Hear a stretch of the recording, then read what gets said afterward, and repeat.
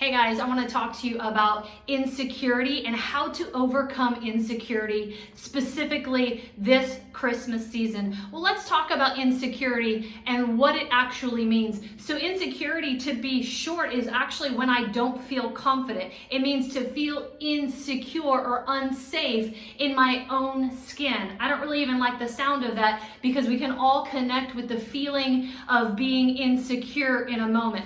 Well, typically we find that three things are the root of insecurity. One, perfectionism. The need to have everything perfect oftentimes will cause us to feel insecure. Two, failure. More specifically, past failures or fear of failure will often cause insecurities because nobody likes to fail, right?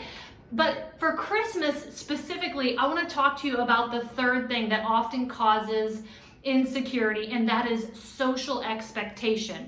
Now, Christmas comes with some unsaid, or rather said, expectations like baking cookies or buying gifts or wrapping the gifts with great beauty and perfectionism. And I don't know about you, but I'm not really good at any one of those things. So if I'm honest with myself, being in a room full of people who potentially are great bakers, have bought wonderful gifts, have wrapped their gifts with perfection and pristine, can cause me to feel insecure in a moment. Now, I talked a little bit about the definition of insecurity and how it's feeling less than confident in a thing. But here's the challenge, is not to allow insecurity to make you feel less than confident in who you are. So how do we attack that? Well, I have a verse here from Psalm 27:3. It says, "Though an army besiege me, my heart will not fear.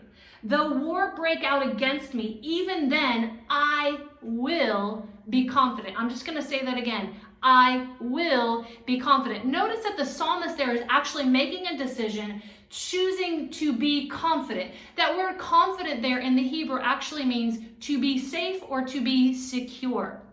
He's making a decision that even though all of these things are going on around me, he says there's war breaking out against me. Sometimes man's opinion, those social expectations that are coming at us feel like a war. It feels like a battle. It feels like I'm in a giant competition with all the people around me, and my mind begins to break out in a war sometimes against me. But the psalmist is saying, even in those moments, I will be confident.